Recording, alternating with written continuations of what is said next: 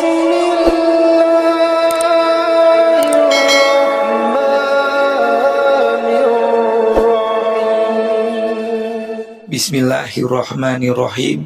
Assalamualaikum warahmatullahi wabarakatuh. Selamat datang di channel Al-Dirasat Islami. Allahumma sholli ala Sayyidina Muhammad wa ala ali Sayyidina Muhammad. Semoga sholawat serta salam tersebut akan selalu dan terus tercurahkan kepada junjungan kita Nabi besar Muhammad sallallahu alaihi wasallam. Amin amin ya rabbal alamin. Sahabat beriman yang dirahmati Allah subhanahu wa ta'ala, ada beberapa tanaman yang sebaiknya jangan ditanam di pekarangan atau depan rumah, karena alasannya bermacam-macam menurut Islam, seperti dapat menghambat rezeki, mengundang penyakit, dan lain sebagainya. Penting bagi kita untuk tahu jenis tanaman apa saja yang dimaksud agar bisa dihindari. Perhatikan baik-baik, berikut ini adalah beberapa tanaman yang sebaiknya tidak ditanam di depan rumah atau sekitarnya. Tanaman yang pertama adalah tanaman mirtus atau asam jawa.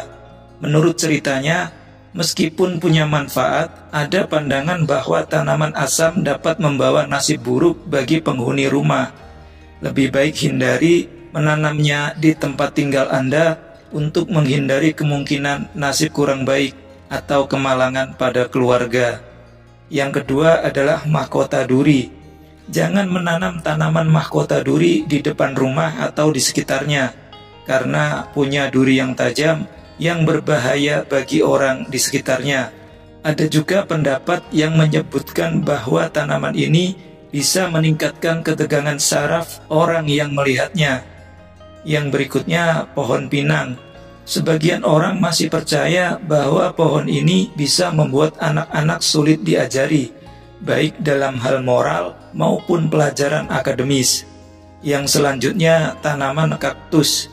Banyak orang yang berpendapat bahwa tanaman ini dianggap membawa sial karena bentuknya berduri dan tumbuh di lingkungan yang minim air.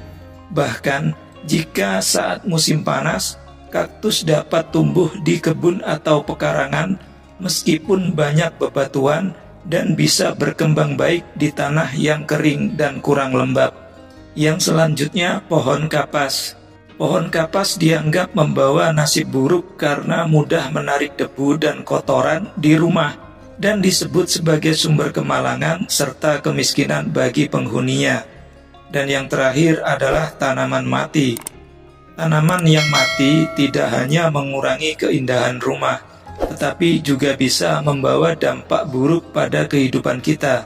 Jadi, jika ada tanaman yang sudah mati di sekitar rumah, lebih baik segera singkirkan dan bersihkan dari halaman rumah Anda. Banyak yang percaya bahwa tanaman yang sudah mati bisa membawa sial karena dianggap sebagai sumber unsur negatif dan kemalangan bagi penghuni rumah. Setelah membahas tanaman yang sebaiknya dihindari tadi, selanjutnya mari kita bahas beberapa jenis tanaman yang boleh ditanam di pekarangan rumah karena bisa memberikan manfaat dan kegunaan bagi penghuni rumah tersebut. Tanaman yang pertama adalah pohon kenanga.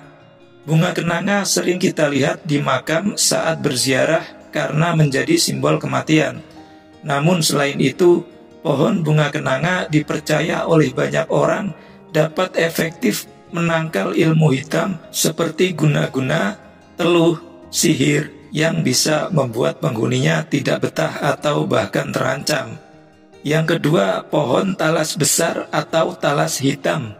Ada yang percaya bahwa tanaman talas hitam bisa mempengaruhi hati seseorang, membuat yang awalnya berniat jahat atau ingin mencuri berubah pikiran dan membatalkan niatnya setelah melihat tanaman tersebut. Tanaman yang selanjutnya adalah tanaman jahe.